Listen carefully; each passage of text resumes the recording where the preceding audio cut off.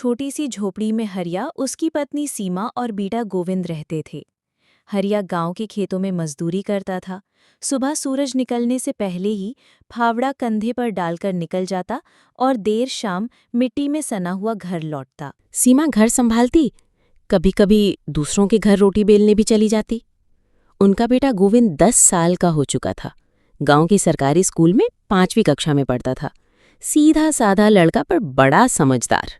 एक दिन की बात है, दोपहर का वक्त था। काम से लौटकर हरिया आंगन में बिछे पुराने टाट पर बैठा था। गोविंद भी पास बैठा था। सीमा काम कर रही थी। थोड़ी देर चुपचाप बैठने के बाद गोविंद बोला, पिताजी, अब मैं भी आपके साथ खेत पर जाया करूंगा, आपके काम में हाथ बटाऊंगा। हरिया थोड़ा चौंका। उसने गोविंद की तरफ देखा। हरिया ने धीमे स्वर में कहा, क्यों बेटा, क्यों खेत में आना चाहता है?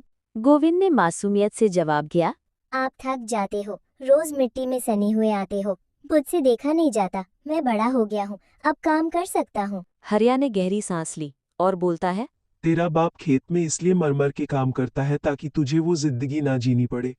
मैंने खुद स्कूल का दरवाजा भी नहीं देखा, लेकिन तू पढ़ ताकि कल कोई तुझे मजदूर ना कहे।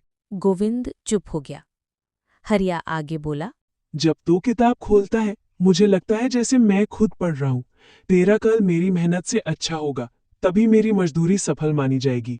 काम कर रही सीमा फिर चल कर आती है।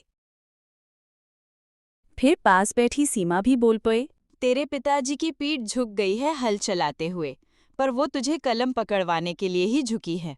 गोविंद ने अपने पिताजी की तरफ देखते हुए बोला, ठीक है पिताजी, मैं अब और मेहनत करूंगा, पढ़ाई में पहला आऊंगा। एक दिन आपको भी खेत से छुट्टी दिला दूंगा।